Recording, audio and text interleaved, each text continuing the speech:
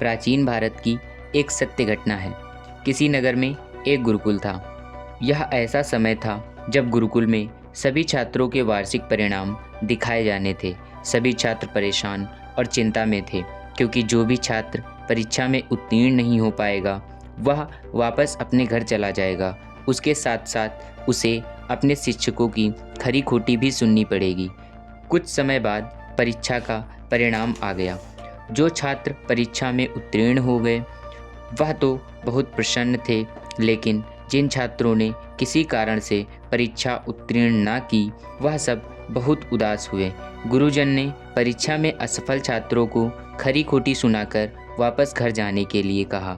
सभी छात्र उदास मन से अपने अपने घर की ओर निकल गए, लेकिन एक छात्र वहीं खड़ा रहा।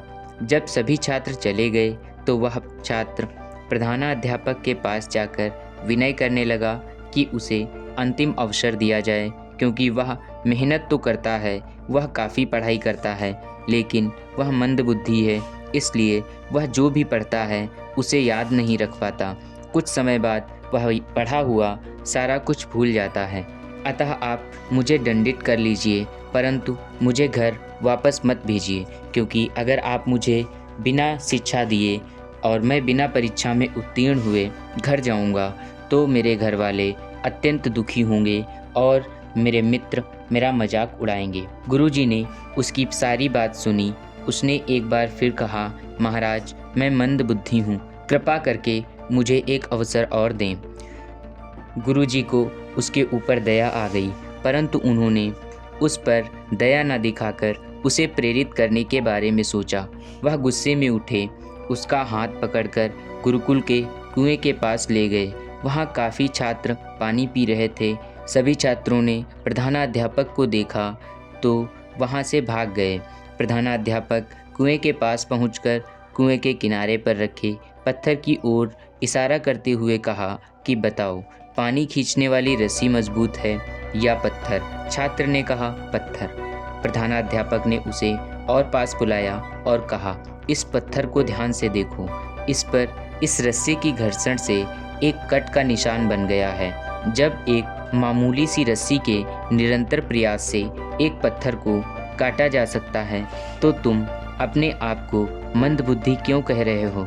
जिस तरह हर अनाज के छोटे से बीज में एक विशाल पेड़ बनने की क्षमता होती है, उसी तरह हर इंसान में एक इतिहास रचने की क्षमता होती है। मैं तुमको एक अंतिम अवसर दे रहा हूँ। इतना कहकर गुरुजी वहाँ से चले गए। लड़का भी प्रेरित हो गया था और उसे सफलता का एक मंत्र मिल गया था, जिसका नाम था निरंतर प्रयास। उसने पूरे साल मेहनत की। अब की बार जब परीक्षा का परिणाम आया तो सभी छात्र और सभी शिक्षक दंग थे, क्योंकि वह छात्र जो मंदबुद्धि था वह न केवल परीक्षा में उत्तीर्ण हुआ था, बल्कि पूरे गुरुकुल में प्रथम स्थान प्राप्त किया था। दोस्तों, हमारे साथ भी कभी कभी ऐसा ही होता है। हम यह सोचने लगते हैं कि वह हमसे आगे है, उसकी बुद्धि तीव्र है, उसे पढ़ा हुआ जल्दी याद होता है, लेकिन ऐसा कुछ भी नहीं होता। अगर आप निरंतर प्रयास करते हैं तो आप सफल होंगे, यह तय है।